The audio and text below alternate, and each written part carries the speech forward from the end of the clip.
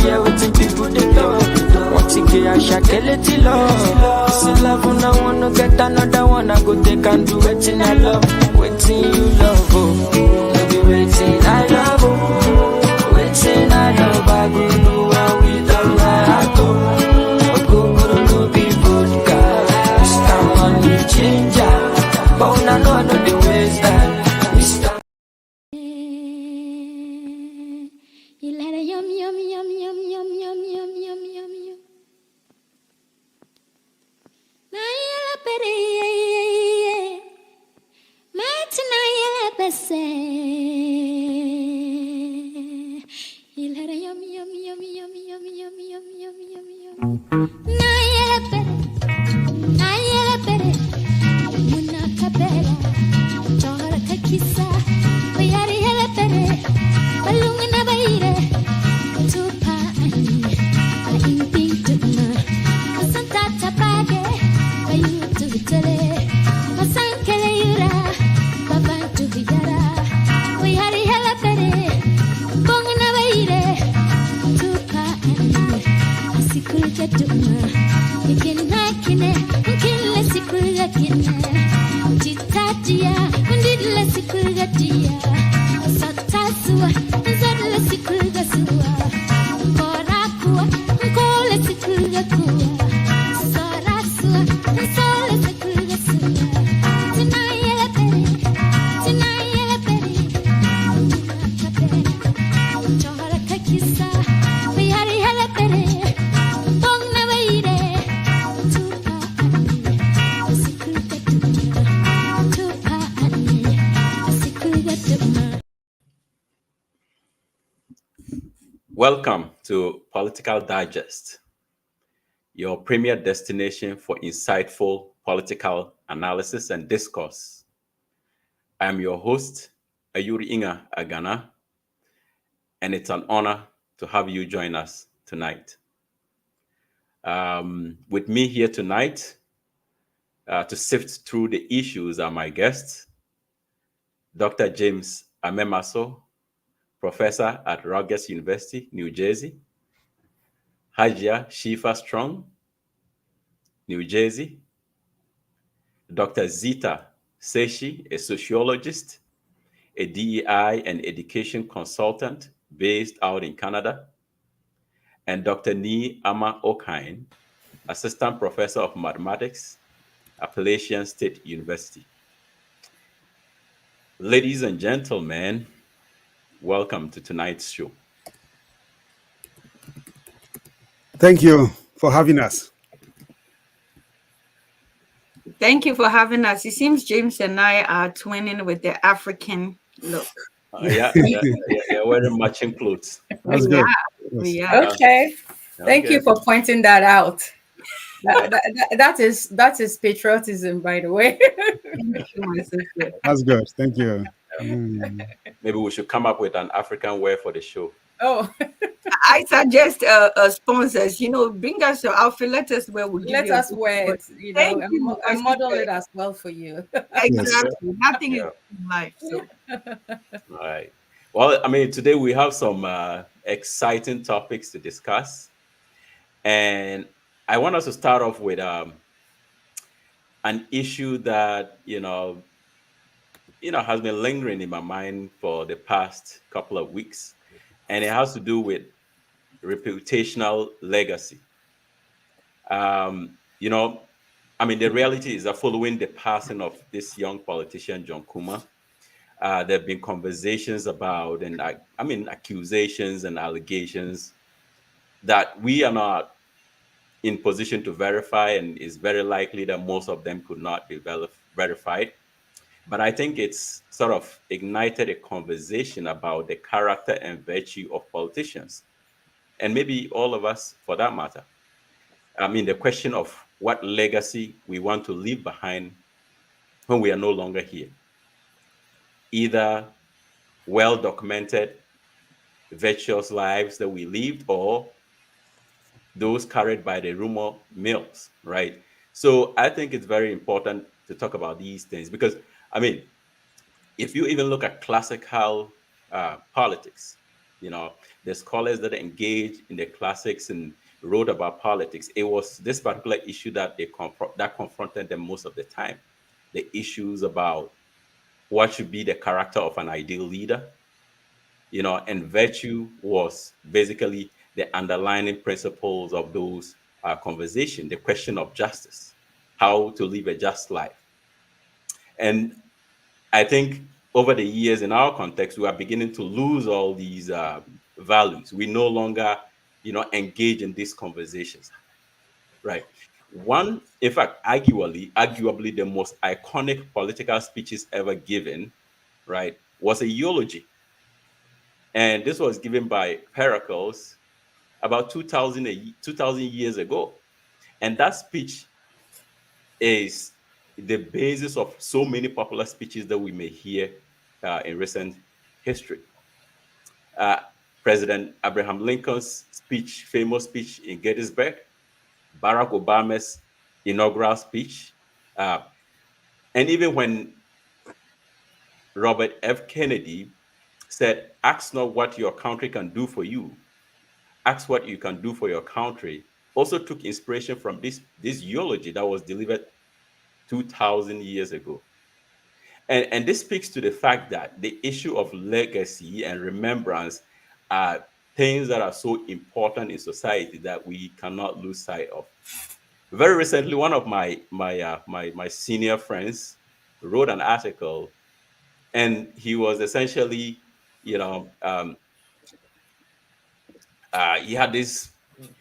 I mean, he was confronted with this, what he has observed in recent times when he attends funerals, that the solemnity of funerals are no more taken seriously. And that could also be, you know, owed to the fact that we no longer consider legacy very important, the name that we're going to leave behind once we are no longer here.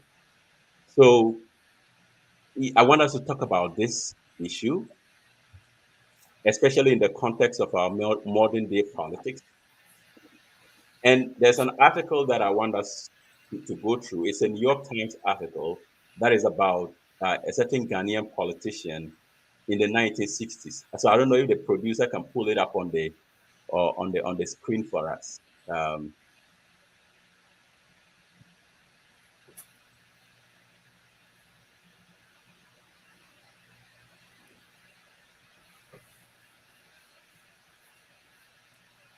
But anyway, so I mean, this article essentially is talking about Krobo Edusei and the fact that his wife had bought a golden bird for over $8,000 at the time, and this was 1962. This is still recorded in our history, right? And you probably have to have a New York Times subscription to get to this article. But in recent times, you know, the World Wide Web is so broad that it doesn't forget, right? So things that we do today are going to be recorded in the World Wide Web in a way that perhaps those who lived time past, theirs could be covered. They may exist in history books, but you have to go through the pain of reading these books to actually uncover some of these, bad legacies that they may have left behind. So but I don't want us to engage in an endless conversation about legacy, but let's make it practical. Let's compare. I mean, let's talk about our current politicians, right? Again, if our producer is with us, there's a video that I want us to play that would set us off to begin the conversation about the character of politicians and basically, you know, let people understand that they need to conduct themselves in a certain way. We gave them the mandate, and so we expect a certain, virtuous lifestyle from them. So if producer can play us the first video so that we can set up the conversation from that.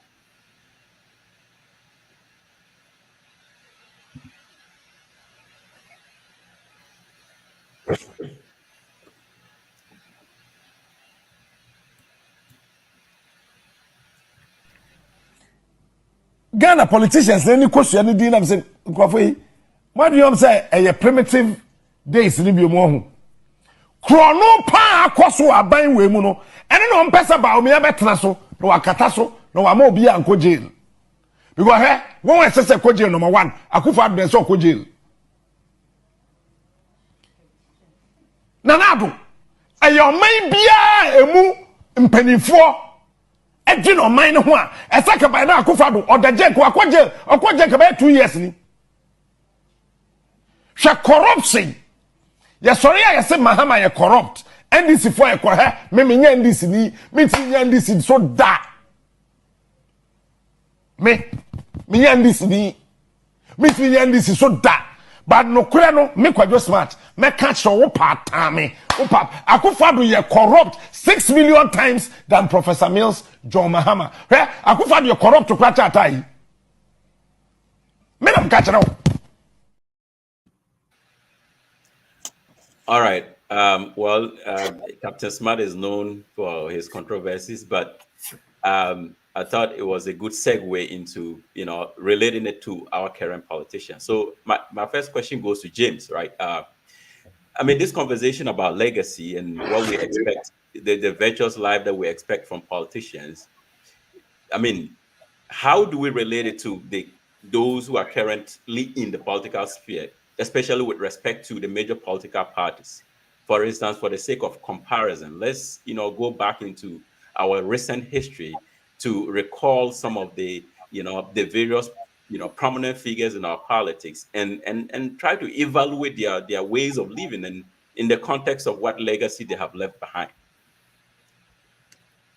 Thank you, host. Mark, if I should call you by your first name, for having us again. We're very privileged to be on a panel with my colleagues to think about the topical issues confronting our country, Ghana. And then, as you rightly stated, you want us to talk about reputational legacy of politicians. And so that is a very important question to be asked or issue to discuss broadly. But what we mean by reputational legacy, I think you made it very clear in your introductory statement that how do we remember our politicians? How do you remember people who we have served one way or the other as our leaders in Ghana? So largely, the collective memories of our people, how do we characterize them? And so if you're asking me to put this in context, our recent political life, it's a very important thing to talk about. I would definitely probably like to talk about the founding of the country, when we started, but I know we don't have time to do that. Put things in broader context, particularly the first president of Ghana, Kwame Nkrumah, Dr. Kwame Nkrumah, his blessed memory, laid a reputation for us. He had a vision, a very broad vision for the country when the Ghana gained independence. And we can look at that in that context. What did he do? How do we remember him? We remember him by the things he has done for the country, not only liberating the country, helping to gain independence, but the practical things he did that made a difference in the socioeconomic conditions of our people.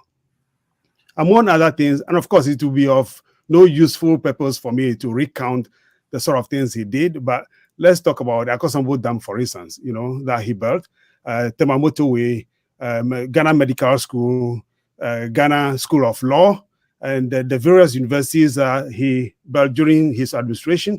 There are a lot of schools that are across the country. You go to specific places, for instance, you still see Kwame Nkrumah's secondary school designs.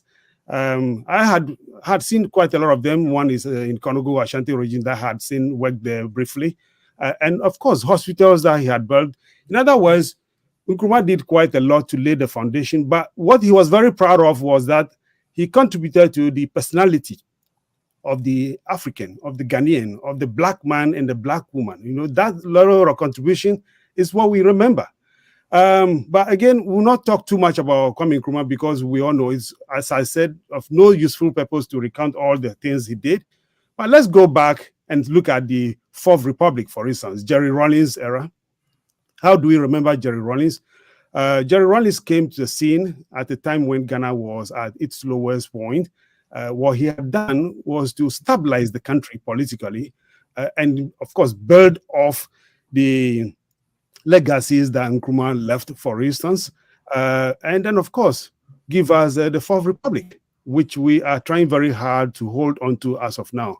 Ghanaians remember him not only for all these things, but he was a very empathetic man. Empathy was one of his characteristics. And of course, he was there for the people. Rawlings did not come into politics because he wanted it. He came to the political scene because of the conditions of the people. He wanted to contribute to improve. And of course, he had done that. He came, as we know, as a military ruler and left the scene as a Democrat. That's how we remember him. And so this Fourth Republic, Republican status that we have will not be in existence had it not been for Rawlings. But Rawlings did a lot. Kufuor came, President Kufuor. He did what he could do. But Ghanaians remember him largely for taking Ghana to HIPC. And not only that, I personally remember him for awarding himself with gold chain during Ghana at 50, for instance. How can a leader? I mean, these are the things that we remember for very bold. And of course, the celebration of Ghana at 50 itself was not so successful. But these are some of the things we remember President Kufuor with. And of course, President Atta Mills came, did his best. Unfortunately, Dev laid his icy hands on him too early. But he contributed, building a lot of things. Nobody can accuse him of corruption. He was a very decent man, and he left his legacy on the mark of the country. Then President John Mahama, of course. Again, it will not be of any useful purpose for me to recount the things he did. But the whole country remembers him as the nation builder for the number of things he did, the hospitals, the schools, and then the development, the transportation sector. I can't name all of them, but he lifted the country. Ghana was on the trajectory to do a lot of good things. And of course, today he is the most popular president or leader on social network like Twitter, and of course, which is X now, and Facebook. There's no other leader like him. And that's why Ghanaians are yearning to have him back, right? So how do we remember him? We remember him because he made very important contributions to the conditions, the social and economic conditions of Ghanaians. And of course, President Akufo-Addo came to the scene 2017. And again, it will not be of any useful purpose for me to recount how we remember him. But as Captain Smart quite put it, President Akufo-Addo is probably the most corrupt leader we've had in Ghana's history. And Captain Smart said he's more than 6 million times corrupt than any of the previous presidents. Of course, that is how we remember him. So if you're asking how we remember our presidents or leaders broadly, this is what I want to say. We don't have time to go into the details, but we have very good memory of what each one has done. And of course, what the subsequent ones should be using, or the yardstick they should be measuring themselves as they seek higher office to contribute, to make a contribution to the health and development of our country. Thank you. Okay, well, thank you very much. And maybe to just add, I in fact also remember Kufuor for the hotel saga. I think at the time it was a $5 million hotel, which was alleged to, the explanation was that it belonged to his son. At the time, nobody knew the occupation of the son to afford such an expensive hotel. But that also goes into the list of his legacies, right?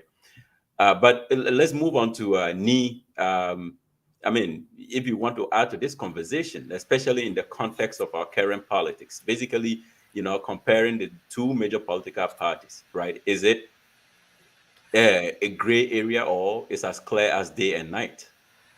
So I know Professor James has spoken a lot, but I actually want to look at it from another angle, right?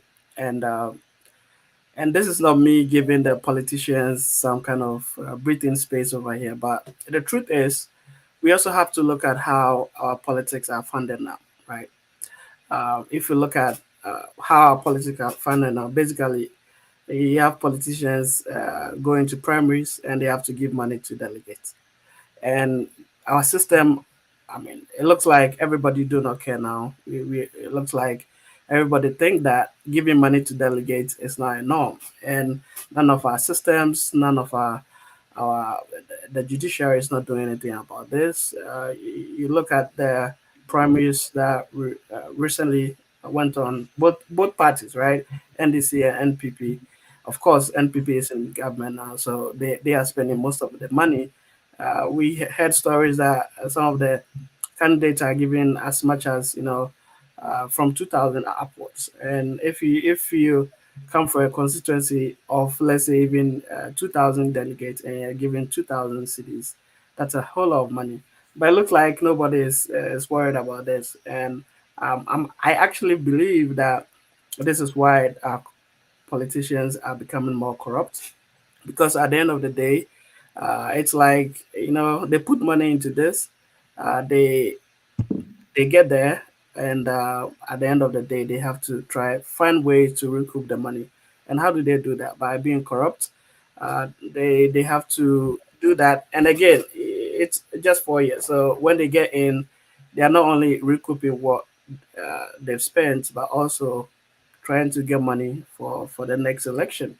Recently, we saw a video where Cletus Avoka was saying he basically keeps his position because he's been involved in some corrupt practices, and people were bashing him. But the truth is, until we kind of look at ways where we have to sanitize our election funding, this problem will be with us. And of course, we know that some of the party like NPP is doing it in dimensions we've not seen it before. But the truth is, there's fundamental problems with how we fund election in the country.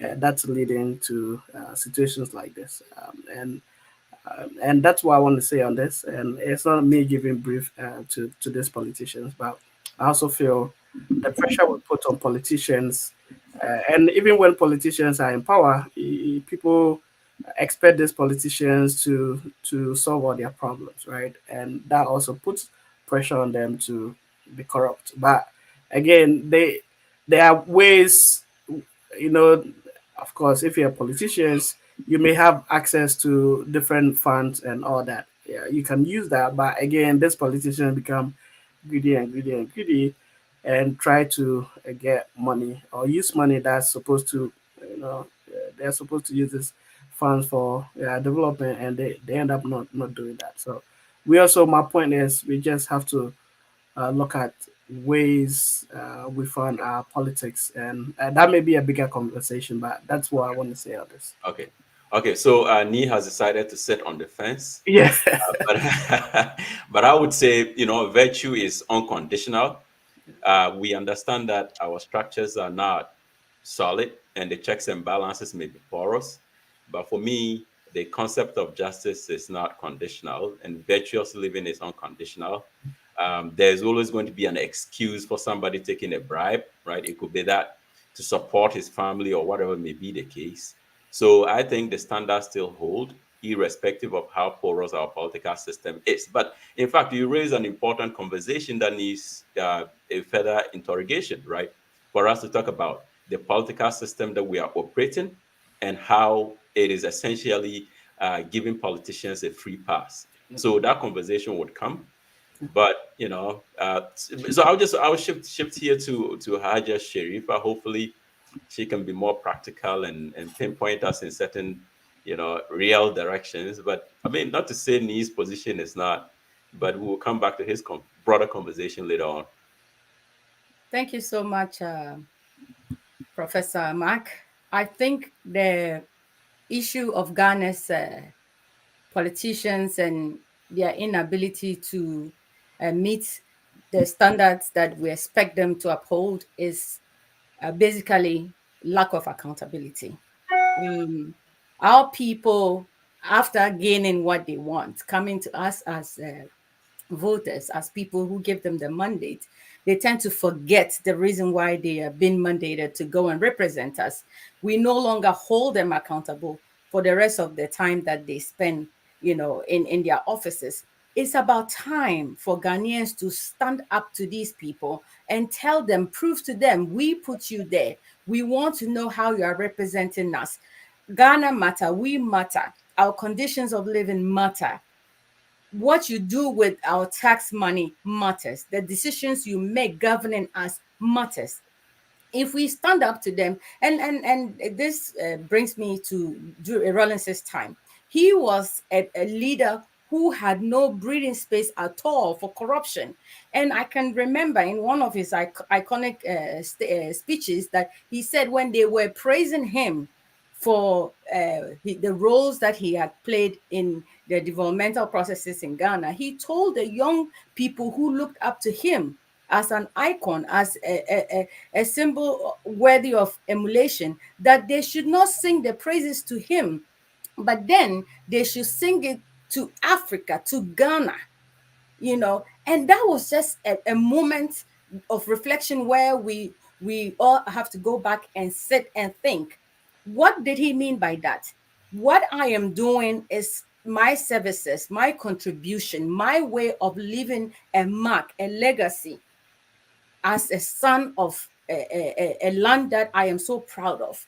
We no longer see things from that angle. Everybody, the craze and hunger for materialistic or materialism has taken over our young politicians, or politicians, you know, as a whole, that we don't care because nobody will question us. We don't think of the sovereignty. We don't care the practices that we are engaged on. Our judiciary system doesn't hold us accountable to some of the things that we did. I remember when President Kufuor came, some people were jailed, which I know was just out of political malice, for causing financial loss to the state. What happened? Later on, they re-amended the law to sue them. So it's just lack of accountability. If we stand up as voters, as people who are mandating them, letting them know that it is without us, you are not there, then I think it will change the dynamics of our politics. And then it is also the issue of us not taking our time. And I remember Dr. Zita touched on this issue in our last discussion, that we do not investigate the people that we are bringing into office to represent us. There are some people who have a very bad reputation, a very bad history, that shouldn't even come near these offices, and we allow them. I remember there was a case of a guy who was jailed in another country from my area, I mean the north, who happened to be in parliament now for fraud. How does such a person become a representative, a leader? What example does this person, what do we stand to gain from a person who has a corrupt mind, whose mind is just for gains, who doesn't think of how to build onto the legacy that their predecessors have built? It is sad. And I think we have to go back to the drawing board. And it hurts me that, Rawlings died very early, because it looks like the fight for his multi-party election, system is now in vain, because at the end of the day, yes, we have the freedom to pick and choose, but do we actually have the representation that we deserve as a people, as voters, as Ghanaians, as people that should be represented in the right way? So I think it's about accountability, and then making sure that people are punished for the wrongs that they do against the citizens of Ghana. Thank you. Okay, all right. And then moving on to Zita. I mean, again, I am of the view that a virtue is unconditional, and also perhaps maybe is it our overall educational system or our value base as a society? Is it a case that all that has broken down, that we can no longer expect politicians to be just inherently virtuous, irrespective of whether there are guardrails in our system or not? And if you can give us practical examples in terms of our, present day politicians and perhaps issues that have occurred that have had your attention over the years. Thank you so much, my colleague and wonderful brother, Mark. It's amazing to be here, but in my response, I'm going to touch on the submissions of my fellow panelists, and that's the good thing about being your name starting with the Z. You're always last, and you get to really reflect and put forth a really strong argument. Again, I think legacy is in two folds. People create legacy out of a social crisis, and that is what Rawlings did. That is what Nkrumah did. He said independence now. So out of a social crisis and a need for social change, leaders emerge and they create a legacy.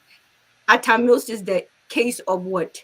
Personal integrity or personal value. So there are two ways for leaders to establish some form of legacy. Either they rise when there is a social crisis, or personal integrity. And the MPP, none of the leaders have demonstrated any in these two categories. Again, their motto is property owning Democrats. So I do not, expect much in that regard. But I'm touching based on your question and what Dr. Nee said. We need to understand the history of democracy. The history of democracy is tied to colonization. Colonization was exploitative, dehumanization. It was based on the Europeans looting not just the natural resources of Africa, but the human capital of Africa. And they are yet to give us reparation and restitution. In as much as they hide it under the foreign aid and the businesses they do in Africa, which is extremely conditional and leads to further exploitation. We need to understand that the bedrock of the political system that we inherited in itself is exploitative. And so our leaders are playing within that particular system, because those who gave us, and I say this cautiously, but I feel like for Black people, for Africans, we do not need, because our chieftaincy system that existed before is a form of democracy. But you see, the colonized mind does not see things the way it's supposed to be unless it is whitewashed, unless our colonial masters bless it and say, oh, this is democracy. Democracy is not Kebi Mamin Kebi. It doesn't always mean having multiple parties and voting. Our chieftaincy system was a form of democracy. It might not have been the European way of democracy, but it was a form of democracy that ensured fairness, that ensured justice, that ensured that people who were living in Ghana and other parts of Africa before the colonial invaders came had some form of system and fair justice. And so that is what is the problem, the foundation. And of course, it goes back to what the education sector and other things. But Dr. Nee talked about, again, political funding. In America, same thing happens. There are people, big people who make huge donations, who own major corporations. They put their money where their mouth is. Ghana does not have systems, like I just said, to hold people accountable and to really punish people when they misbehave. And that is the problem, because the type of European democracy that we practice is the same in America and in the Western world. Every political party have huge donors, they have huge funders, people who put money in with the intention of recuperating. The problem with Africa is that there is no systems, and our leaders steal with impunity and gross disregard for the citizen. And so that is something that we need to consider. And finally, to land my ship, I think Dr. Nee talked about, in light of that, talked about people recouping when they invest. And that is why I am advocating for the need for a national plan. We need a 50-year development plan. Ghana doesn't need, I don't need campaign promises. Don't come and tell me free access when your free access promise is not rooted in what? Any research or data. Because if Nana Addo did any form of research, or the people around him were educated and knowledgeable, that free access was a bad idea. Ghana's education system is funded by foreign donors. 90%, go look at it. 90% of Ghana's education system, specifically primary education, is funded based on foreign aid and foreign donors. So if our primary education system is funded by foreign aid at the primary level, where are the resources for you to give me free education, free access? Now the system is in shambles and nothing is working. And so we need a 50-year development plan, which, irrespective of the political party that wins, this is the plan. Choose one sector and build it. But going with the current system of voting people into power based on campaign promises, it will lead to what? Stealing and looting and massive corruption. And this is what the MPP have capitalized on, because the systems are not there. But if we have a plan and we develop a way of measuring that plan, then it becomes a way of at least holding people accountable. Yeah. Well, exactly. So, again, when you have a porous system, It's like the concept of the tragedy of the commons, right? But some would take advantage of it way more than others, and then we are seeing that happen currently. But again, we are going to stay on the issue of reputation and legacy. And we have a couple of videos that we want our producer to play for us, and then it would, set us off in a new direction, but still within the context of this conversation. We are building a new harbor in Cape Coast and a new airport in Cape Coast. It is very critical that we do that. An airport makes a lot of sense in Cape Coast. It's a real tourist hub, and between Greater Accra, Kumasi, and Cape Coast, you have a triangle that really is a lot of hub of a.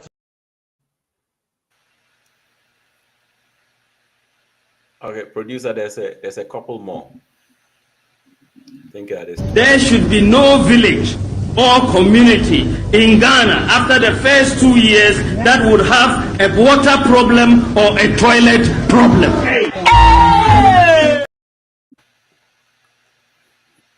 And then you will recall that I stated in 2014 that if the fundamentals are weak, the exchange rate will expose you. That was true then, and it is true now. It is 100% correct.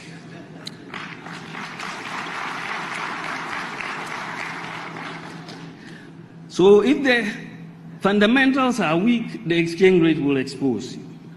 But it is warped logic to jump from that to a conclusion that if there is depreciation in your currency, then the fundamentals must be weak.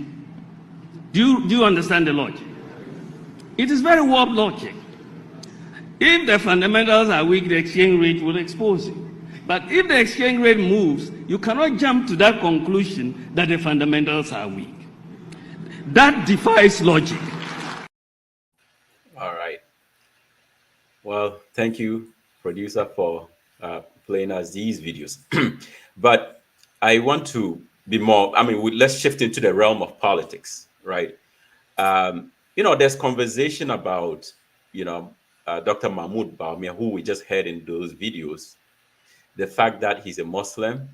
And we know historically, most of the Zongos and the North have always been the stronghold of the NDC. So there's this idea that somehow Bawumia is going to peel off some of that vote, or just by virtue of the fact that he's a Muslim. Now, I grew up in Bolga, and my next door neighbor was a Muslim. We grew up together, and by virtue of the respect that we had from each other for each other, we still consider ourselves as family. Out of that relationship that we had, it had nothing to do with religious background. And considering that Bawumia has debased himself in this manner, given what we have heard in those two videos, the first two, right, comparing that to what the current NPP administration has done. But of course, the third video in itself contradicts itself, right? And Zita, I'll come to you with that. But in this particular instance, I want us to talk about really looking at the character of the person and putting that in the context of saying that he is going to peel off the Muslim vote. And from my understanding, I might beg to differ, but Hajia Sharifa knows that community better than me. So I want her to speak to that. Oh man, when the videos were playing, it's very hard to watch. I hope somebody sits our brother down and advise him to change his ways, because it's shameful. I was cringing like, oh my goodness. Ugh. Anyway, so let me look at it from two angles. For me as a Muslim, credibility is everything. Islam itself, if you look deeply into what it means, credibility comes as number one. For a Muslim to be a Muslim and to practice as a Muslim, your number one thing is to be credible, because that encompasses who you are as a person and a Muslim. A Muslim, to my understanding of my religion, does not neglect what is entrusted in him nor his maker, or betray the trust of his people. You know, Bawumia has lied so badly to our people to an extent, you know, it is fair to question if truly he is a Muslim. And the worst is he has lied to the same Zongo community that we hear people, you know, say would sympathize with him because of his religious affiliation. We have gone past that. Gone are the days where we used to vote based on, you know, religious or regional sentiment, and you know, like I said in my last in our last discussion, based off identity and all that. We are shifting and moving away from that.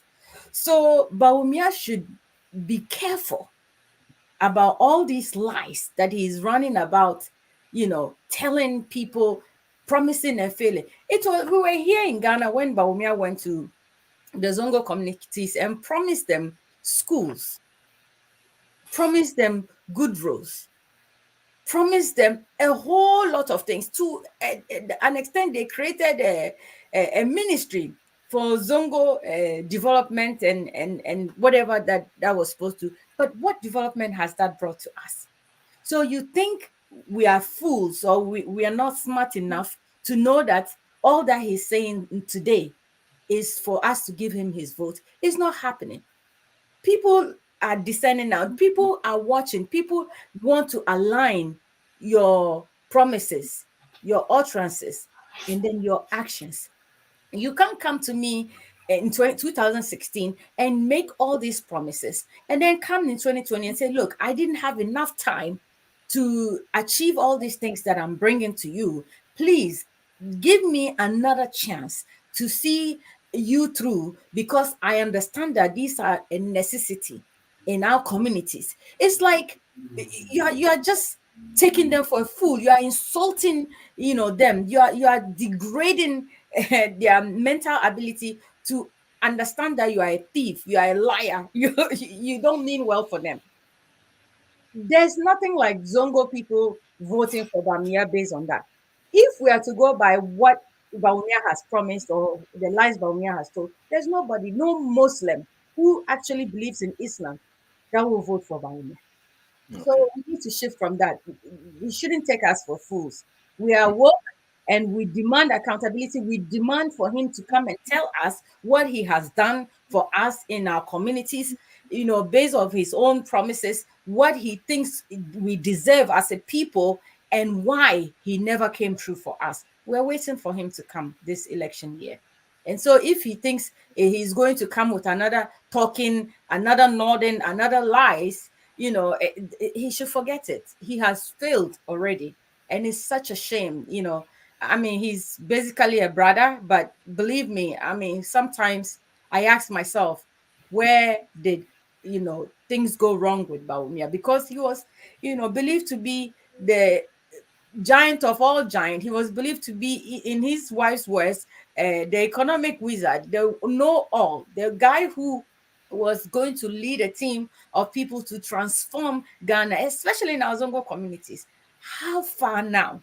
I'm just asking, how far? So, Dr. James, we are woke. There's nothing like Zongo communities or religious communities going after, I mean, voting for him because of our religious affiliation or our, you know, regional affiliation. There's nothing like that. He has lost the election already. He has.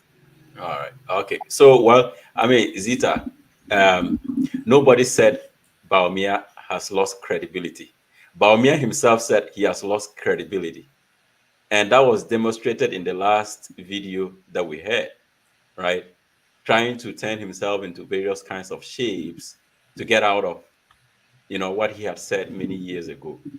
I mean, how do you square that video in the context? And again, within the context of legacy, you know, should people be held by what they say? Should we wait for them to act? As in the case of Bawumia, they claim that he was only in the driver's seat and was never, I mean, was in the mid seat, but was never in the driver's seat. And that once he takes the driver's seat, right, we would see the real impact of his intentions. Do we have to wait for someone to act before we hold them to a certain standard?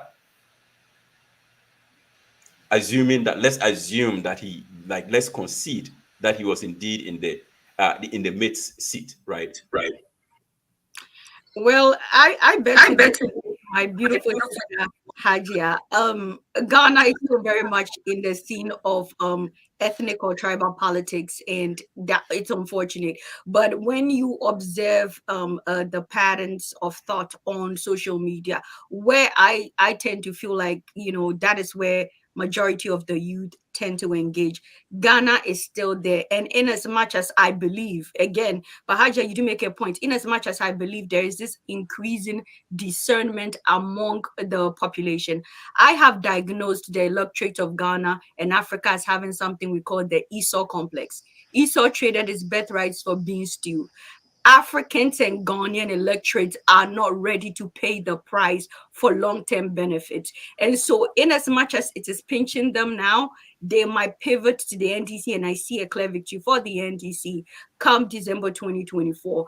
But when it comes to credibility, my brother Ghana, I would say that Bawumia will go into a position, be it for 8 years, rebrand, and the African or the Ghanaian electorate will have selective amnesia, because we do have selective amnesia. Why did the NPP even get into power in the first place? Because, oh, we want change, we want change, we want change, and now it is worse. And so I feel like we have not built the electorates to the point where they can hold people accountable and people's credibility matter. And I say this with all respect, and I am a product of Ghana's education system. But I'm sad to say that Ghana's education system does not create critical thinkers and people who tend to be non-partisan. Ghana's education system creates illiterate people who just have the ability to read and write. Unfortunately, Ghanaian electorates do not even take time to read the sector reports. People do not read party manifesto. They are always charmed with jargons. And so when I was online, people said, no, can no vote. I'm like, are you kidding me? This man by no means should even be considered any form of presidential material, but educated people are saying that no can no vote, and all these other slogans. So we are not a people who really think about the future. We have the Esau complex, where when we are given 100 cities, 200 cities, 500 cities, 1,000 cities, we are selling the future of Ghana for our immediate benefit, and that is the problem. So Bawumia has lost credibility. One district, one factory, we have not seen it. Even he was campaigning for toilets. I don't even see, every home in Ghana having a decent toilet facility and water. I was in Ghana during the Christmas holidays, and on 25th December, there was no water. I was like, what is going on? And so even his own words have come back to bite him in the behind, but he just needs to go to opposition for a couple of years and rebrand and come back, and the NPP sympathizers and people who are mainly account speaking will clamor him as the next savior of Ghana, because the electorate have the Esau complex and they do not focus on the future of Ghana, but they are enticed with slogans and have the selective amnesia of forgetting the people's, terrible contributions and corrupt ways. All right. Well, Zita, I mean, again, yes, I agree with you to a certain extent, right? In terms of the amnesia, I think someone said that Ghanaians have a short memory. But look, let's say 10 years ago, these videos that we played of Bawumia wouldn't have existed. It was going to be difficult for us to juxtapose his words that he spoke, let's say 4 years ago, to events that are currently happening. And I think that to some extent, social media has come to sanitize Africa in a way, because it doesn't forget. It has a limitless memory, right? We're not going to exhaust the internet. And so we can always pull these things in real time and confront people with their own words. And having said that, I don't think Bawumia can rehabilitate himself, no matter how long it takes, because those videos are going to be pulled and they're going to be as real as he said them, as if he said them yesterday. So, I mean, I 100% believe that he's going to go into opposition. There he will stay forever, and his legacy would be these contradictory words that he himself has said, has uttered. Nobody, I mean, and again, I'll go back to the third video. He himself was literally saying in that third video that he is not credible. Nobody said it, right? So, I mean, I'm excited about the current age of social media and the fact that it has provided some of the checks and balances that Africa has lacked, right? And again, I mean, I want us to stay on this, and then Nee and James will have their say on this matter. And you, I mean, you beginning with James, you can take it wherever you want to, and then Nee, and then we'll conclude on this matter. Thank you. Yeah. Okay. 1 second, just a quick one. Okay. Remember, Ghana, when it comes to voting, it's not about video clips that somebody has seen on social media. It's about their hunger and who appeases them. So in as much as we can pull out these videos to reconscientize the masses, at the end of the day, it's about, you know, the real struggles that people are going through. And if somebody can appease them, then they are likely to rebrand themselves and come back. But I look forward to you and I having this discussion 8 years from now. All right. Absolutely. All right. All right. Yo, thank you very much. I think my sister Zita has made a very solid point in terms of the electorate. But I think we've moved away from that way of conducting business. It's no longer going to be business as usual. And then, Mark, you made it very clear that the internet doesn't forget. Right? Very important. In other words, the fundamentals of Dr. Mahamudu Bawumia, or people call him Dr. DMB, Dr. DMB's promises were weak from the very beginning because they were not built on truth. They were built on straws. And so as a result of that, the performance has exposed him. He has exposed his own brand. Right? So in other words, if the fundamentals are weak, the exchange rates are going to expose you. Yes, the fundamentals of his promises were not built in truth. And so the performance has exposed him in a way that is irreparable. If Dr. Bawumia, he's only holding, and I think NPP as a whole, is only strategizing to steal the elections. All right, that's what it is. And that's where the NDC will have to be very careful to make sure that we go after them, or they go after them boot for boot, rather than the electorate. The electorate, they know that he has exposed himself. The toilets he has promised, the one dam, one village, one district, one factory, and the PDS scandal that had hit the government. He is part of that. There's no way he can escape that. And Ghanaians are watching him. They know very well that he's only trying to be a chameleon, one way or the other, that he was not the driver, he was just the mate. No. Ghanaians have seen it all. And therefore, yes, hunger is always a problem. Poverty is also always an issue. And therefore, yes, a lot of people are going to be bribed, but majority of the people have seen him. And that's why on social media, as I said earlier, for instance, where the youth, for instance, are heavily engaged, right? We've seen that President Mahama is the only leader out there that has a lot of following on social media, for instance. That's where the battle is going to be, because they are aware. But for NDC to win these elections, they just have to monitor the activities of the Bawumia-led campaign, because at the end of it all, they just want to steal and take the votes for granted. And then he comes back to do the same thing. Moreover, it's a strategy for the party, NPP party, to just seal off whatever damage they've done to the country. They have successfully poisoned the country in a way that, the water resources are very bad. What is he coming to preside over? And so it's an opportunity for them to steal, as I said, but Ghanaians are very conscious. They know that his brand, the DMB's, Dr. DMB's brand, his promises were not built on truth. So the performance has really, really exposed him, damaged him in a way that the NDC will have to, capitalize on that and win the next election and restore hope to Ghanaians, because what they did, Dr. Mahamudu Bawumia and his boss, they gave false promises, false hope to Ghanaians, and have failed woefully to deliver. Okay. All right. All right, Dr. Nee. Take it away. Yes. Yeah, for me, you know, what really gets me angry, right, is the gaslighting, is the misinformation, is the lies. You know, this guy has performed so bad that they cannot even stand behind his own track record. Look at this guy who there are other videos. He was saying that, you know, he is going to move the country from taxation to production, and this guy has, you know, added so many tax that, you know, everybody is complaining.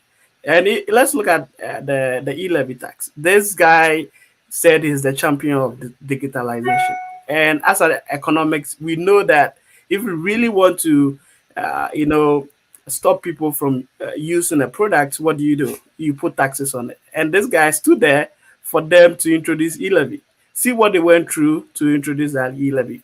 Embarrassing politician from a hospital bed just to go and pass this e-levy. And today they are trying to gaslight us that this guy was not part of the decision making. This guy is not the last, you know, do not have the last say. Did we see or hear about Mia somewhere talking that or stating that he didn't support the e-levy? And that's what really gets on my nerve. Like, you've been part of this, and at the end of the day, you just want to lie. Let's look at another example of arresting the dollar. This guy had lectures, seminars, how to arrest the dollar.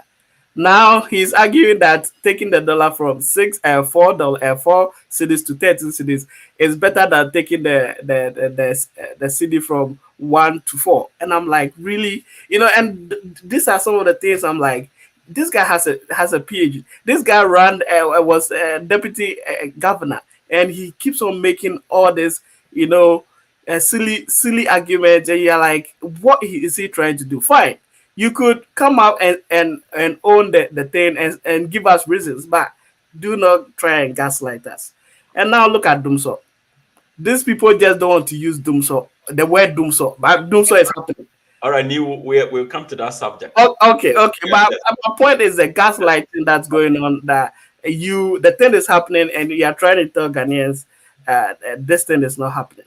And at the end of the day, for me, what I don't like is corruption, and the one-to corruption that's going on in this administration is ridiculous. If you look at an example of the Ejapa deal, how can you, as this economic wizard, sit down?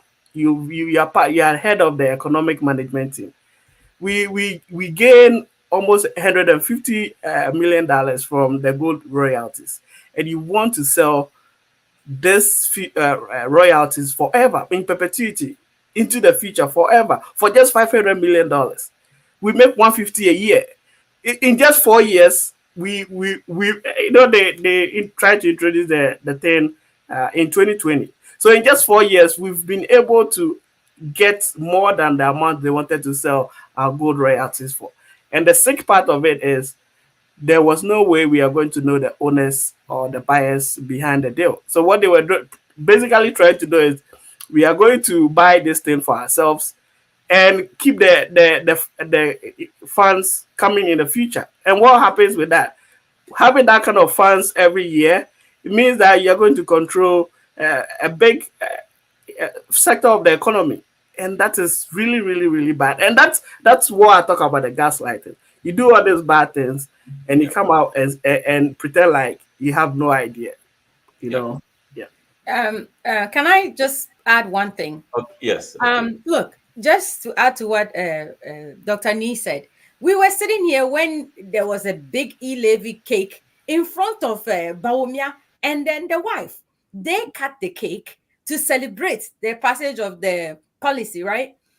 Bawumia was right there by our famous finance minister in parliament, passing, soliciting, asking for parliament to grant them this over bloated budget for them to come and share with each other. My problem is, who does he take us to be? Ghanaians. What difference is he coming to make from the Bawumia we saw in 2016 and the Bawumia of 2020 and the Bawumia of now. There's nothing to add. You cannot be you said he's part of the economic team. He chaired the economic team. The ENT, he was the chairman of it. What good did that do to Ghanaians? For Ghanaians? For him to come back to say, now I was the driver mate, that is the most sickening part of his whole thing. So to say all the things we saw you do, championed, led, the ditch we are in today was because of Bawumia, because people trusted him because he was supposedly the best of best. And today you are coming back to tell us that you were just the main. Who was cutting the cake when we saw you in the videos? Who was the one sitting next to the finance minister when you were presenting budgets for all this criminal stuff that went behind the country? It is sad. And it's about time we speak like we are here today against these things so that tomorrow the next generations of politicians will rethink their decisions before they come into politics. Bawumia has no excuse. Okay. Right. Yeah, exactly. I mean, for me, the last straw for me was when he was nowhere to be found on the question of the e-levy, right? I mean, and to some extent, I think Ghanaian journalists also share the blame, because sometimes you have to actually, track politicians and hunt them down and let them comment on certain issues. But the fact that Bawumia was nowhere to be found and never commented on the e-levy was like, I was already disappointed, but that was the last straw for me. And this attempt to spin, look, he's going to get dizzy one day from his own spin and trip and fall and hurt himself, basically, right? Because it's just, I mean, it's impossible. That kind of spin is just impossible. Yes. Right. But anyway, so let's move to another very important national issue, the National Cathedral. We have an open pit in the middle of Accra that we don't know what is going to become of it. So I will let our producer play us a video of the inauguration that happened on Safe March, right? And then we would dig into the issues.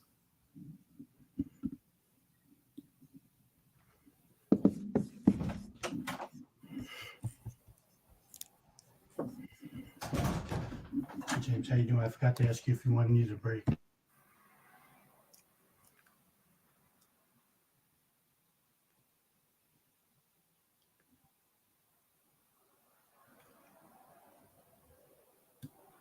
Okay.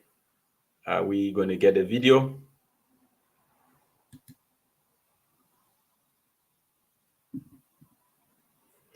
Okay, so there's a delay in loading the video, but we'll continue talking, and then once it is loaded, then we'll circle back. Okay, and I think my first question here goes to Hajia, and when this whole issue of National Cathedral, first was brought into the conversation, some people argue that there's a national mosque, and so what is wrong if Christians also get a religious monument, because given the fact that, we are a multi-religious country, predominantly Muslim and Christian. And so if there's a national mosque, why not a national cathedral? So I want you to address that issue, and then we can, hopefully our video comes on and we'll move to other stuff. Thank you so much. I have been waiting for the opportunity to shut this comparison down because there's no basis for that. First of all, let's look at how the national mosque came about for people to even try to want to compare the two. I don't know if you all can recall in 1995, it was Rawlings who apportioned the land that the current mosque is sitting on, the national mosque is sitting on, because he demolished a mosque that was sitting where Rawlings Park is currently in 1995 to compensate Muslims and also to build a mosque at where the larger group of Muslims can congregate, which is in our Zongo area. He apportioned that land to Muslims. Now, who built the national mosque should be the only argument between the two cathedral and then the mosque. The mosque was not built by our national coffers or through our tax-paying money. The mosque was built by a foundation, the Turkish Foundation, as a gift to Ghana or the gift to the Muslim communities. And so for you to come and say that because there's a mosque for Muslims, there should be a cathedral, it's a beautiful thing to have both in Ghana, because it serves as an attraction site for people to come into our country. If you look at the National Mosque, it is the second largest mosque in Africa. It is the next to the Blue Mosque in Turkey. Beautiful. I have had the honor and privilege to pray in there, and I can't thank the Turkish government enough for the donors enough for doing us the honor to also have such an edifice in Ghana. The mosque was built on donation. Tell us how the cathedral money, where the cathedral money is coming from. The Turkish themselves came into Ghana and built the mosque, which when even the president was commissioning it in 2001, if I'm correct, he mentioned that it is a great initiative because it would bridge and create a religious harmony between the different religions in Ghana, mainly Christianity, the Christian religion and Islam. So for someone to sit and argue that we should use our money to build a cathedral and to create a hole, to destroy people's homes, to destroy beautiful buildings, homes that were housing a lot, including government officials, to destroy it and dig a hole down, it can be equated to a mosque that is being built. Now, how much was the entire cost of the building of the National Mosque? It is about $10 million. How much so far have we spent in that hole, in creating that hole alone in Ghana, where it is right now? How much money have we spent? So there's no basis for such comparison. Islam is growing, and they saw the need for them to gift. And how did they solicit the funding? Christians can go to Rome and look for donors for people to fund this so-called cathedral that we have allowed them to slap on our face as if we have no rule of law, or we have no, what do I say? Use for the money that's been injected in that project. So if they want, they should go there and solicit for money. But for them, okay.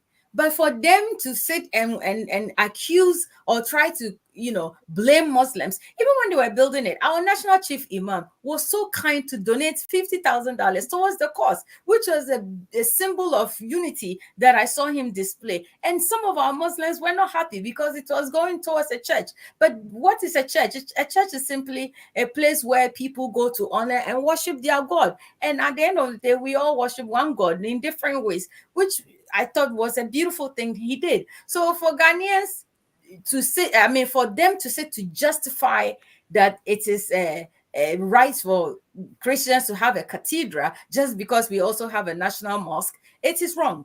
The national mosque was not built with Ghana's money. It was not built to cause loss on our economy, on our country and all that. It was built from donation. So there's no basis for that comparison. And I'm glad that they did that for us. Yes, Thank you to the Turkish government. Yes. And, I think our main issue is how much money has been sunk into it. And yet, we cannot see the outcrop of a real structure. So, but, it's still staying on a similar lens. Again, there's conversations about national monuments and, all these impressive cathedrals across Europe, and the idea that these were built by the states. In fact, in the case of America, there's the Washington National Cathedral that, in fact, I have, I think I've seen high-profile funerals being organized there, and I must admit that, it makes the occasion more solemn. The appearance is very magnificent, right? So, James, doesn't this justify us sinking, hundreds of millions of dollars into building an impressive edifice that you know, we all can attest to that when ceremonies are held there, you know, they are magnificent. So, okay, but let's see the video. I'm surprised.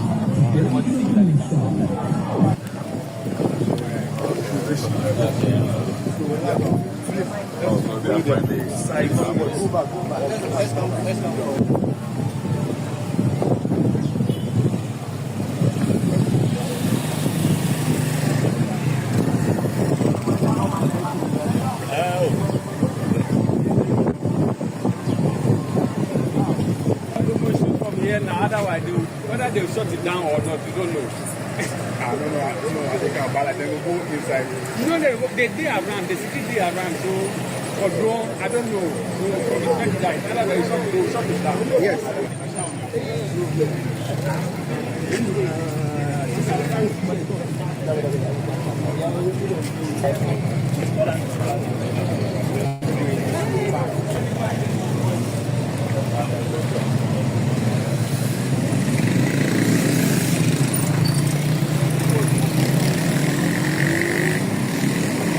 Let's go. We are going to be there.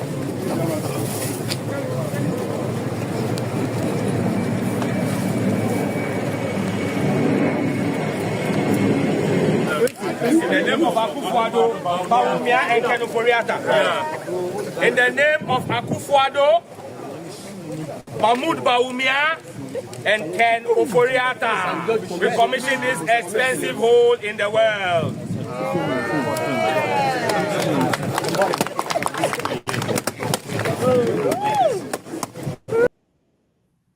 Okay, well, yes, that was an inauguration ceremony that was conducted by the opposition NDC. Of course, it was a satire, but yes, I would like Dr. James to go away with this in terms of, you know, are we not up to a point where we should dignify ourselves with an impressive edifice for, you know, national ceremonies such as funerals and what have you? Thank you, Mr. Host. It's just very sad that as a country, we cannot prioritize what our needs are. We have a lot of challenges in terms of how to even feed ourselves. We are still importing food. Our classrooms are very bad. There's no creativity in our education system. A lot of people are out there who are still hustling in the streets of Accra. So if a government is elected, we should just prioritize what needs to be done to alleviate the conditions of our people, the social and economic conditions of our people. That's the fundamental thing. If United States, they have a national cathedral, we are not the United States. We are not the other countries. They have prioritized what their needs are, and so they can do that. United States has been independent for 250 years almost. So they know what they are doing. We, on the other hand, should be prioritizing what needs to be done. How do we educate our people? And not just to read and write, but quality education with creativity in it. That is what we should be doing. But again, the National Cathedral itself, as I said, is just part of the Bawumia Akufo-Addo, promises that were not founded in truth. They were founded on lies, false hope for Ghanaians, and even promising God. If they could promise God that they were going to deliver this and they have failed, you can imagine what kind of promises they have given the people and have failed. God of all people, you can promise God enough and not be able to deliver. Akufo-Addo said this personal promise to God. But look at where the cathedral is. It's a big hole. And as we saw from the clip, this is the biggest manhole in the world and the most expensive. It costs about $58 million to just dig a hole without anything in it. That is just very bad. What kind of country? What's the future? Is there a hope for that kind of country? And if we should have Dr. Mahmoud Bawumia, again, Dr. DMB, if we should have him in power, you can imagine he's going to cover all these grounds. Make sure that we don't get to see how much money has been spent on a useless project like that. Nobody is saying we shouldn't have a national cathedral. A national cathedral will come when there is a need for it, when we can feed ourselves, when we can turn our resources into productive use, when we can really have that confidence in ourselves and say, hey, we are a people. This is how far we've come. and give thanks to God rather than a personal agenda. And it's sad that if of all the promises Dr. Mahmoud Bawumia and his boss, Nana Akufo-Addo, have made, and this is a very personal one, they could not even deliver that. That underscores everything else. That sums up their failure. And then it's a massive failure, and Ghanaians should, do everything to make sure that they don't even come close to power. In other words, they've poisoned the country. The poisoning of the country means we have dug a hole, destroyed buildings that were the institutions that were in the area, and just to build the cathedral. And we have not even been able to lay even a single block, let alone pull it up to a point where there could be a roofing problem or not. That is a big failure. And if Ghanaians would judge, Ghanaians should look at this and say, this is the most important failure of Akufo-Addo's government. Forget about the PDS scandal. Forget about the water resources that they have poisoned.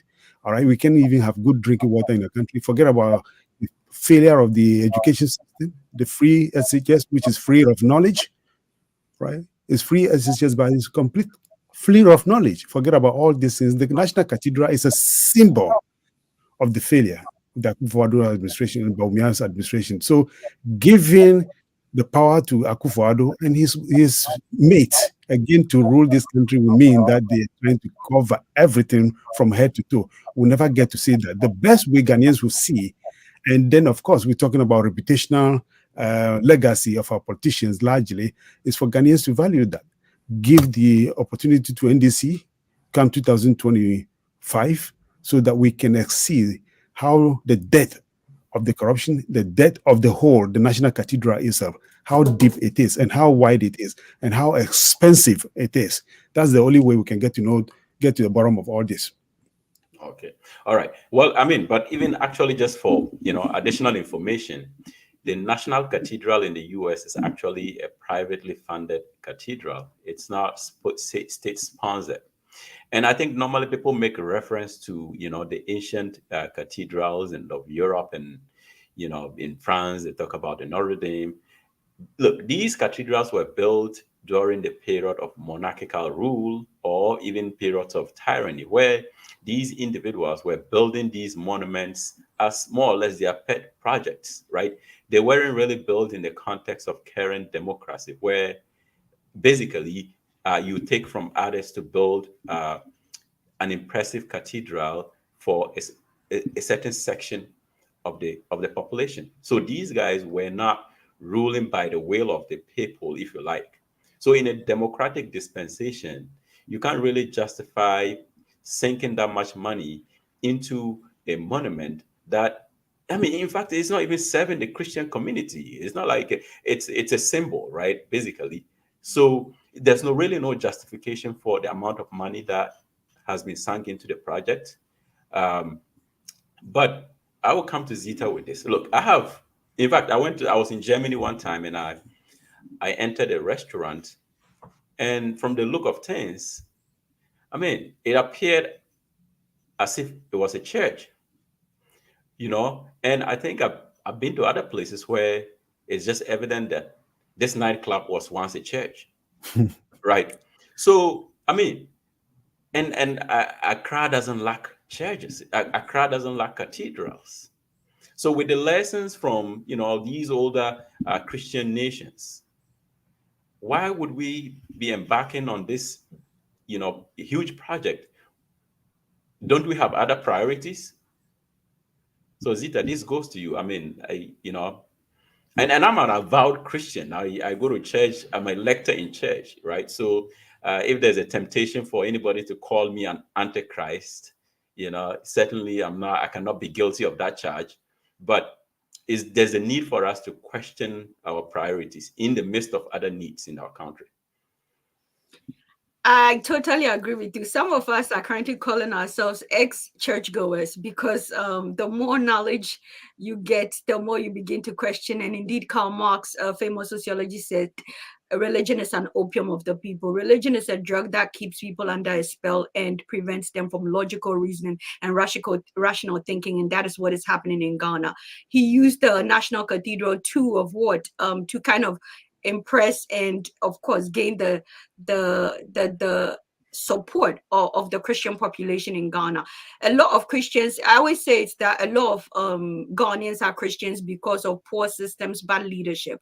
Because if they come to America and they know that if you have a good credit, you can buy a house and a car, they will not go to church.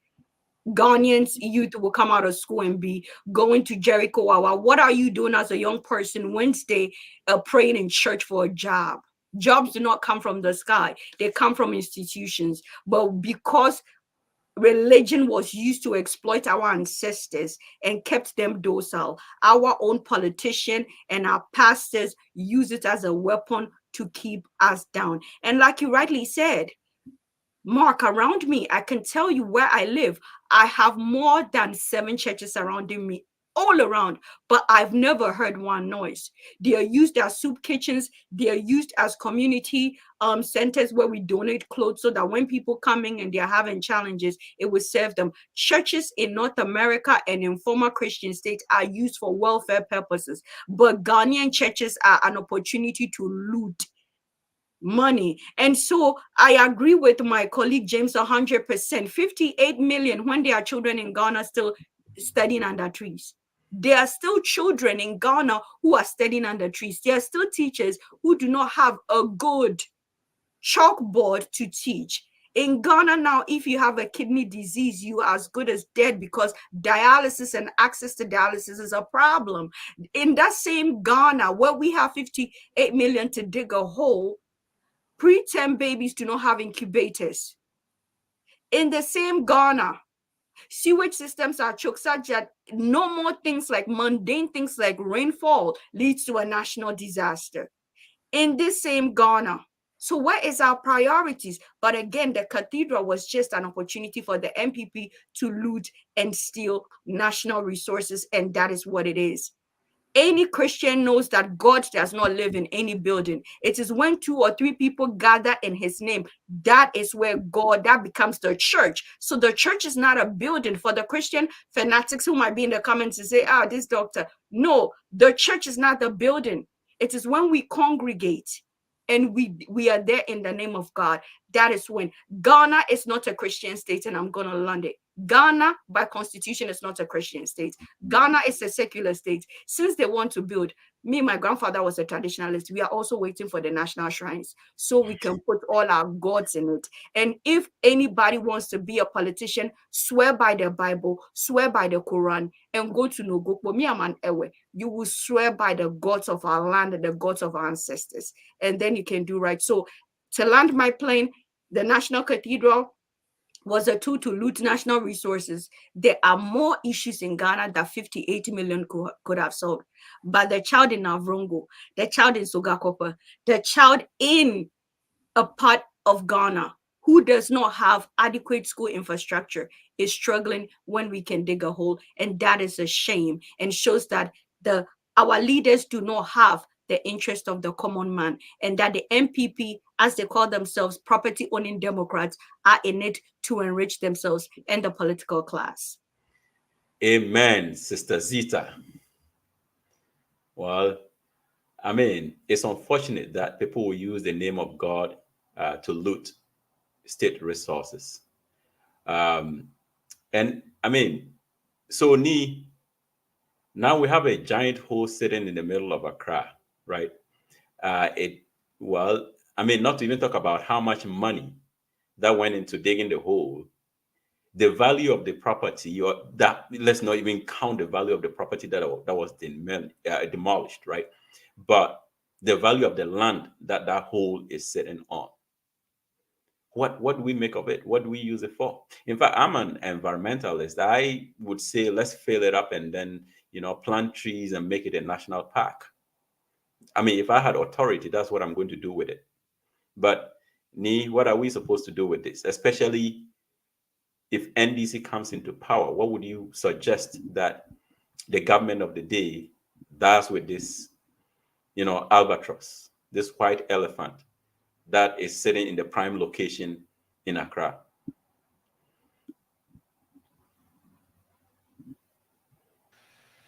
One thing, this whole cathedral thing, right? It actually it speaks more to me than just the regular politics. Like, it speaks to the personality of this Akufo-Addo than the regular corruption. Because, you know, when I promise somebody, right? For me, if I promise you something, I'm going to do it. And not even family, friends. And if I promise a family, then I have to really do it. But this guy promised God. He promised God. And for me, if I promise God and I've become a president, trust me, I'm going to put strategies in place to make sure that thing I promised this God actually come to being. And the whole thing, my problem with this whole thing is, one, the lack of transparency. This is supposed to be something we use to worship God, right? But right from the onset, the initial budget that came, 100 million, then this budget shoot to 400 million. And like the lack of transparency with this, he said that, oh, this thing will not be funded by taxpayers. Then we realized that they were actually paying money to people by government. And I'm like, why would you lie or try to have lies attached to such? I mean, for me, I mean, fine. Muslims, they have their own thing that was built again. The National Mosque. Yeah, the National Mosque, not with government money. So I expected him to have a strategy that, okay, we are not going to use it, but we are going to be able to, rally whatever companies to help build this thing. And now it's going to be, even if Mahama want to continue this thing, because of the image or the kind of bad publicity around this thing, it will be difficult. So for me, what I would suggest is there has to be like a national conversation on it, right? We have to get a lot of the stakeholders, get opinions. However, like the way we are going to review, or the NDC plans to review the free SHS policy, the same thing has to be done here. We have to get the major stakeholders and to get the opinion of what we have to do with this. And the land is in a prime location. It's the value is almost around $300 million in that area. That the land alone, not talk about the structures that was on it. So this is an important area, and something important has to be there. And I feel maybe discussions with everybody, important stakeholders could help us arrive at a solution that will be acceptable to Ghanaians. I know people have suggested maybe instead of a national cathedral, maybe a national kind of building that serves everybody, not just Christians. I know people have said, but the truth is, it's funny how he's been able to tarnish this project, and it will even make it difficult for a future president to try and continue if they want to do it.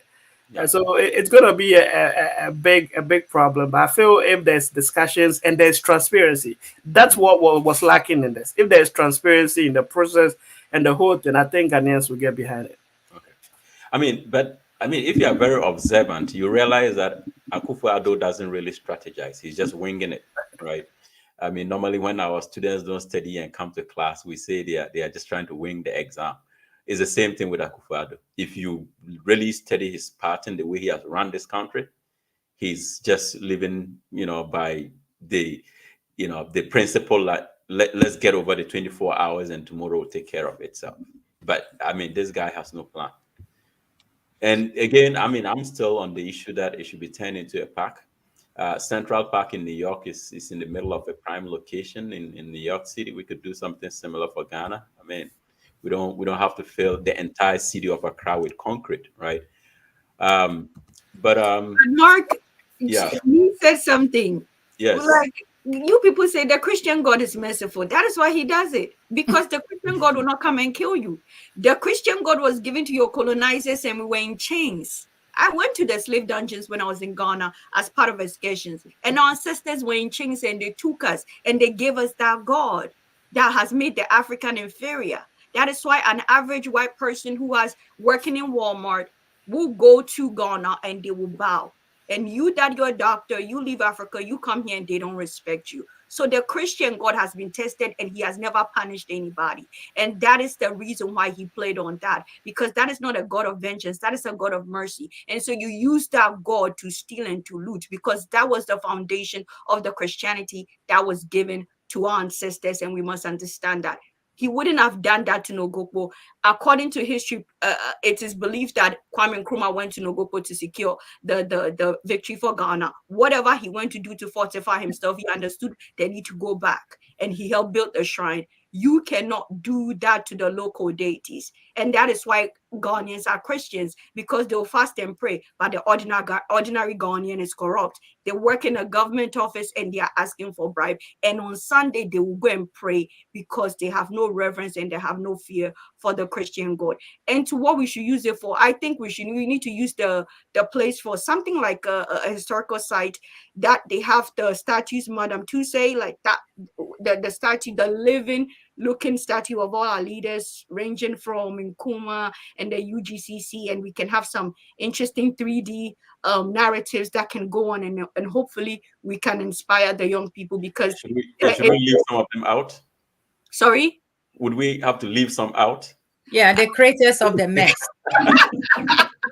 but I believe that we need to create a Ghanaian dream and an African dream, because everybody's queuing in the embassy to live. Every Ghanaian is one visa approval away from leaving, and we need to create a Ghanaian identity, a Ghanaian dream, and an African dream where we are all proud to remain on the continent and do something. So they need to turn it into, it might not be Ghanaian leaders. It could range from Thomas Sankara, Patrice Lumumba, just some sort of a Pan-Africanist, museum that would celebrate our heroes, and those who messed us up, they can't be left out. We don't want to remember them. Yeah, okay. Or we could also build a resource center. If you notice, there are a lot of school-going, kids who are on our streets begging and all that. We need some sort of mentorship to gather these kids there to teach them something. We don't have this big brother, big sister programs in Africa where we would have mentors like all the panel here to go in and actually teach them something to prepare them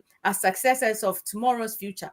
We still are in the octagon generations where we keep electing people who are confused, like this one that we have here messing our future up, who don't even have a clue of what governance is actually. He was sitting on the bench and commenting on how his predecessor was doing wrongs and not doing right until he was given the baton to run. That's when he realized that the shoes that he's fitting in right now actually hurts at some point. So I think they should create some sort of resource center with it, where young kids, people who are deprived of this same free SHS that they are claiming, to include all these kids, to be able to have some sort of training, some sort of contact with people who are able to transform their lives, to represent Ghana. Because tomorrow we will be going soon. Akufo-Addo is one leg in, one leg out right now. Tomorrow he is going to be, where is Kwame Nkrumah? Look at all the initiatives. Look at all the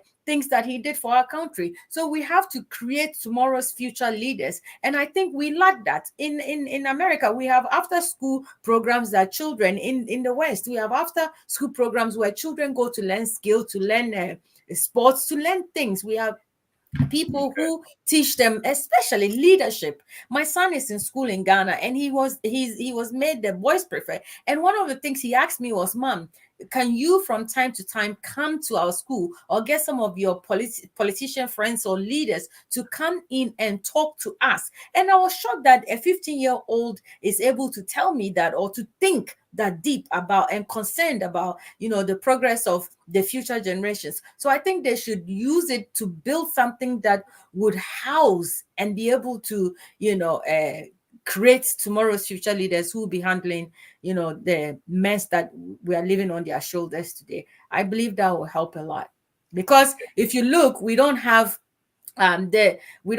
leaders who will be sitting in for us from this generation, our generation going. You ask yourself, what are we doing for the generation? So I think it would be a very great initiative and an opportunity for us to do that. Okay, all right. Thank you very much.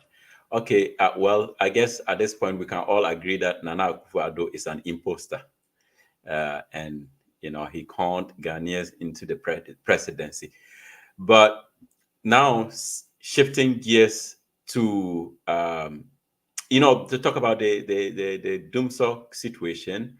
I mean, Nee just used the term gaslighting, and it seems like that appears to be going on with respect to the current case of Dumsor.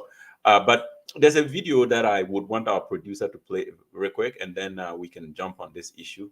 It's a question that would follow from there, and then we can address this quickly, and then wrap up.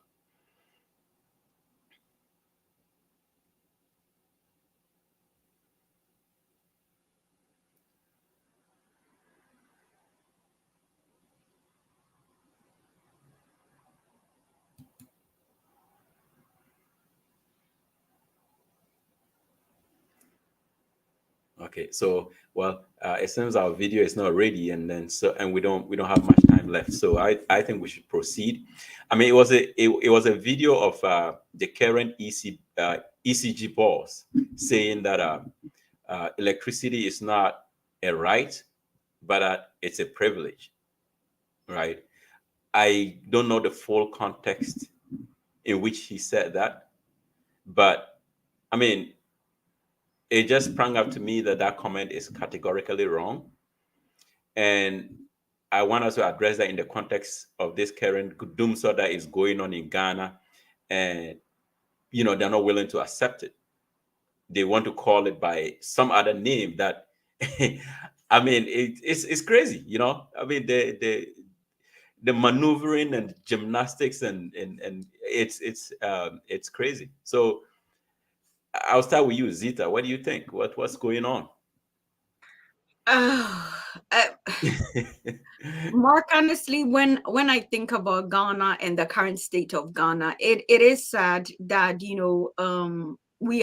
if Ghana was a man who was 67 years old trying to date me, I would not date that man. That man is a failure. That is how I see it. On an interpersonal level, if Ghana was a man 67 say, "Oh, Zita, I want to marry you," I'm like, your track record, it doesn't look good. Not worthy not worthy of beholding such a beautiful woman and an intelligent woman. But it's to tell you that. And the fact that Ghana is not even like a big country, we are not in terms of population and size, and looking at our resources, we could be doing better. And I hope that Ghanaians never forget the reign of the NPP under President Nana Addo Dankwa Akufo-Addo. They don't forget, because it is bad. And I was saying, I was in Ghana for the holidays, and light out, no water, and I'm like, why are we still here? Why are we still here? Why don't we have another power grid to power things? Why don't we have substitute power? And again, they were talking about, there was this discourse around solar panels. Maybe my panelists heard of it. I think that was during the time of Mahama. I'm not sure, but there was this drive to have solar panels because we live in a very tropical and a sunny place. Why aren't we leveraging that to be able to ensure that we have constant electricity? And for whoever said that electricity is a privilege, that is a shame. Electricity, access to electricity and constant power, it is not a privilege. It is a basic fundamental human right. And so it needs to even tell you the psychology of our leaders, that even giving us access to good drinking water and giving us access to constant electricity and even a decent education system, they see those things as luxuries that, we should be proud if we have light for 24 hours. No, it is a human right, and every Ghanaian deserves a chance to go to bed. Because I've been seeing a lot of Ghanaian posts on TikTok talking about, even we have air conditioning, we can't sleep, because it's like, I don't know, the temperature is now so hot in Ghana that people are like, they are putting the light off, and we have air conditions, we have fun, and we can't even sleep because there is no electricity. So if Dumsor is back, they want to give it another name, it is still the same. We could do better. We have the resources. We have the ability to ensure that every house in Ghana have access to electricity. And I don't know why that is not happening. We can leverage the sun. Why is the sun going to waste? we are only, using it to dry our clothes in Ghana. We could be doing better. So that is my perspective on the whole going back to doom. So it's like we've gone several years back again when we should be moving forward. Nkrumah said Yekoyenim, but does it look like Yekoyenim? That is the key question. Yeah, it's a sad situation. And the need, I mean, can you address the sort of the dual jeopardy that happened a few days ago, where I think the internet went down as well. So while people were, confronted with the issue of Doomsaw, they had another, if you like, jeopardy, added onto their existing woes by the internet going out. And I saw a post somebody shared on a WhatsApp group that I belong to, where it was an interaction between two friends, right? The guy was in Ghana and he got a job with a company in Germany. And then because of the power outage and the internet outage, he got fired from his job. Yeah.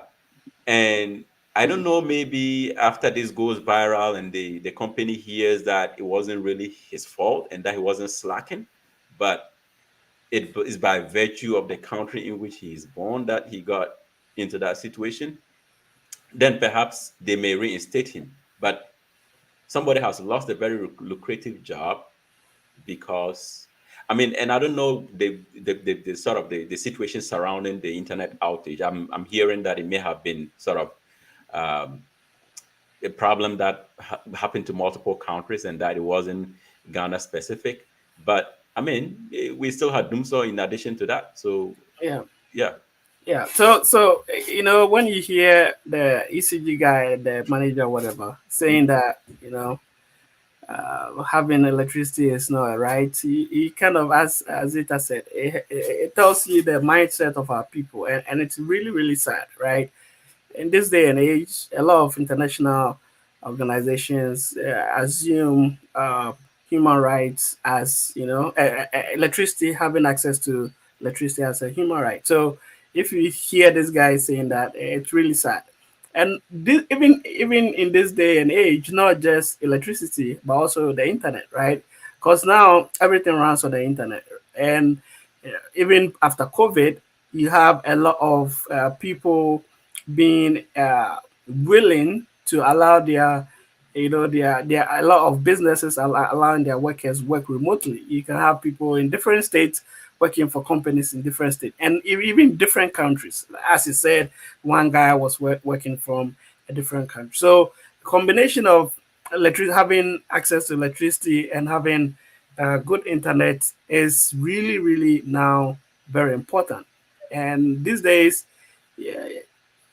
if there's light off, it means that because mostly the internet and stuff, most of the stuff used to get internet is probably running on electricity. So there's no light, there's no electricity, and that will bring people's life to a shutdown.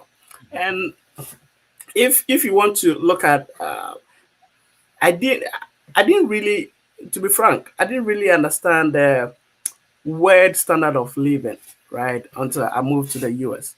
And I'm saying this not because that is the truth. We study standard of living in whatever social studies, but I really understand,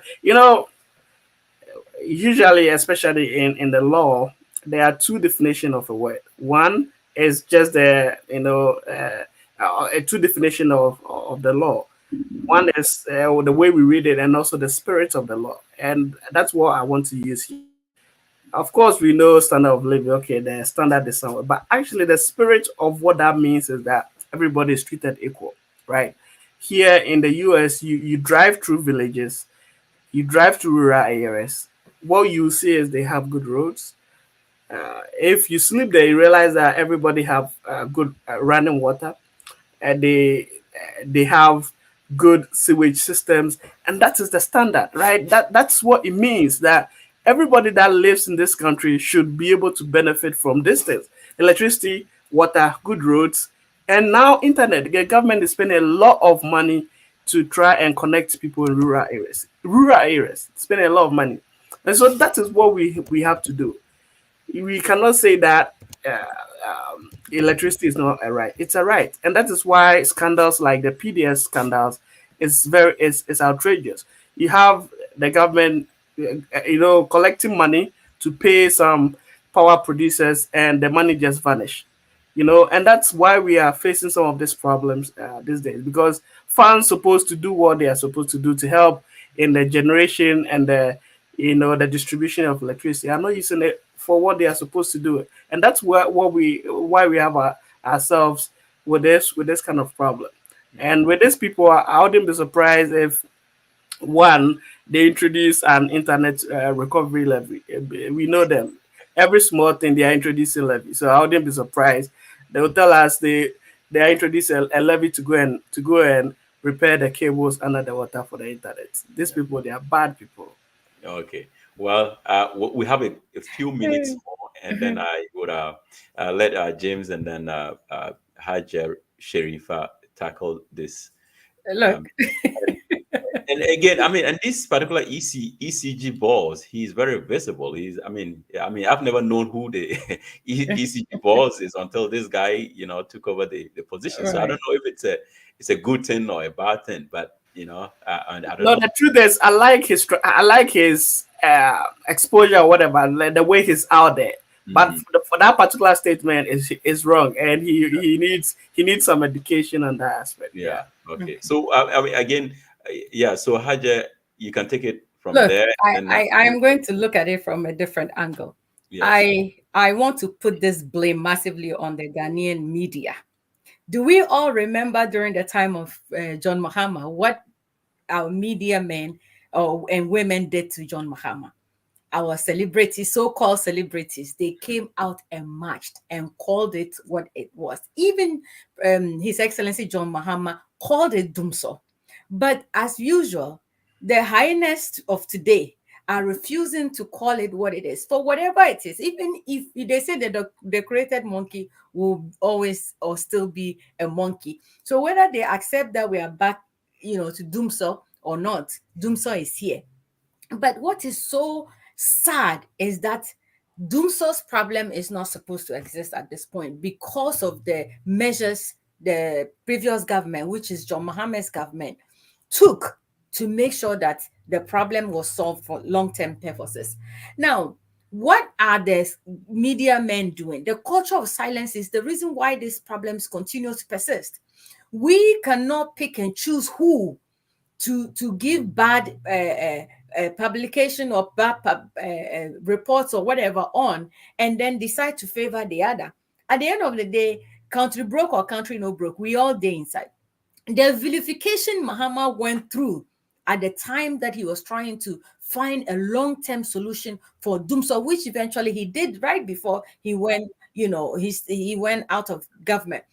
And for these people to come and all they know is chop, chop, chop, chop, chop, chop, loot and share, without even concerning themselves into expanding and looking deeper into the issues that are confronting Ghanaians. It's sad.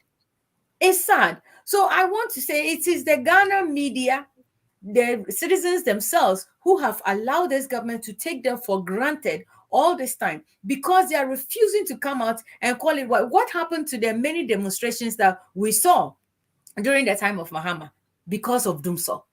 Aren't businesses going bad because of that? If you go to my house right now, I have about 4 or 5 TVs that are blown because of the power outrages.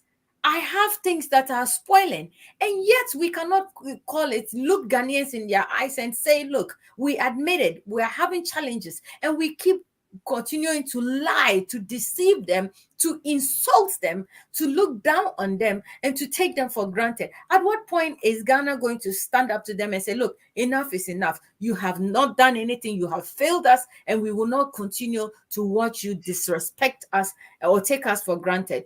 Dumso is back. And so I'm challenging all the media men and women out there.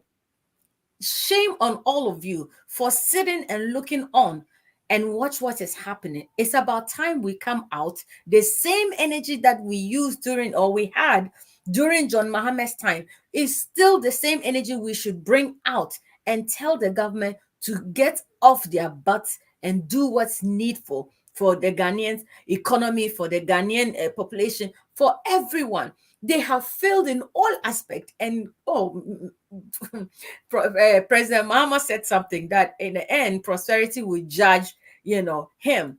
Prosperity is judging. Prosperity is taking, they say karma is a biatch. Karma has taken its course, and I am so glad that it is whooping them where it hurts so badly, because those were the areas that they used in lying, in succeeding, in lying to Ghanaians to give them the power that they have today.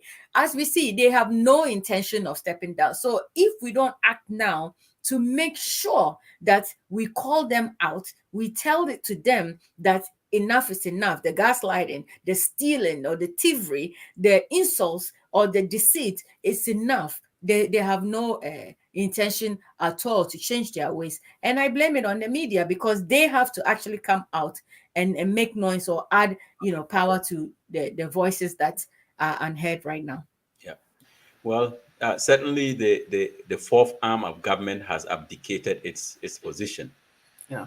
On so many occasions, right? We just referenced, Bawumia being left off the hook with respect to, the most egregious policy proposal ever in the name of the ILE, and among others, right? They're not.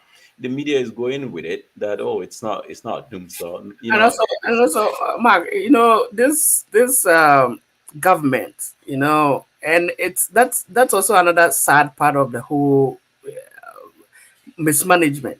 This guy Akufo-Addo, we thought was human rights, whatever, and he was actually making sure these media stations do not speak against him. Mm-hmm. If you speak against him, they are going to make sure your licenses are revoked. Yep. He's closed a lot of stations.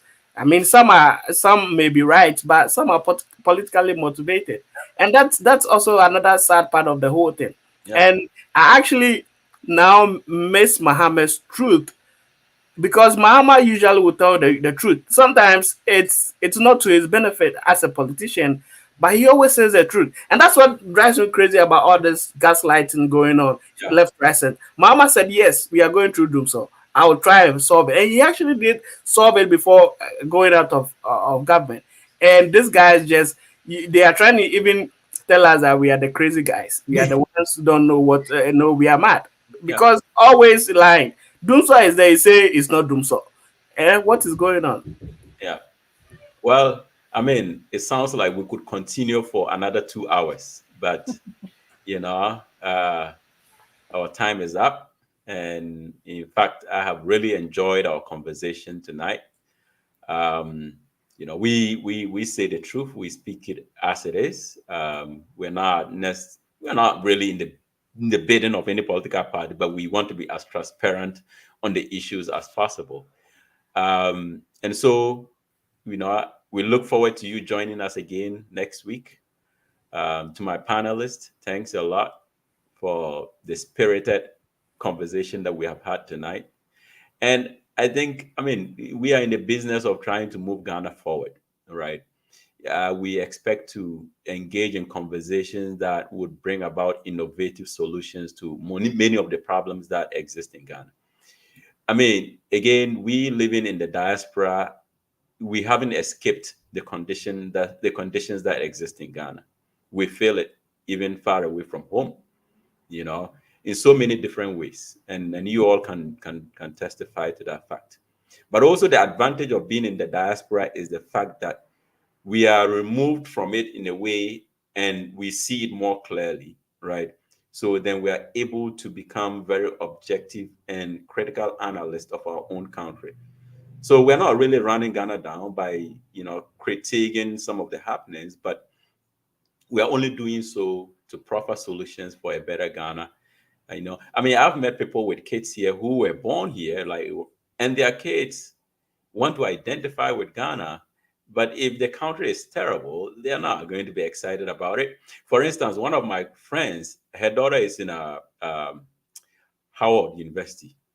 And I think there was something going on in Ghana. I don't know, was it one of the demonstrations? There was a demonstration, right? And people were getting concerned that, something was going to go wrong. I mean, this girl was born here, right? She's been to Ghana a few times, but she called her mom, and she was kind of worried too. So she called her mom and said, oh, her professor told her that Ghana's democracy is solid. There's no way anything is going to happen in Ghana. And she was so excited about it, right? But it's an American girl who was born here. Her parents are from Ghana, but she still identifies as a Ghanaian, even though she spent all her life here.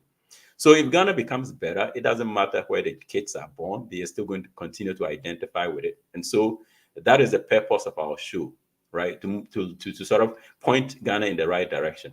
And we hope to continue to do so. So join us again next week for another exciting conversation on the political issues in Ghana. All right. Have a good evening. Bye. You let a yum yum yum yum yum yum yum yum yum yum. Nayela pere, matina yela pese. You let a yum yum yum yum yum yum yum yum yum yum.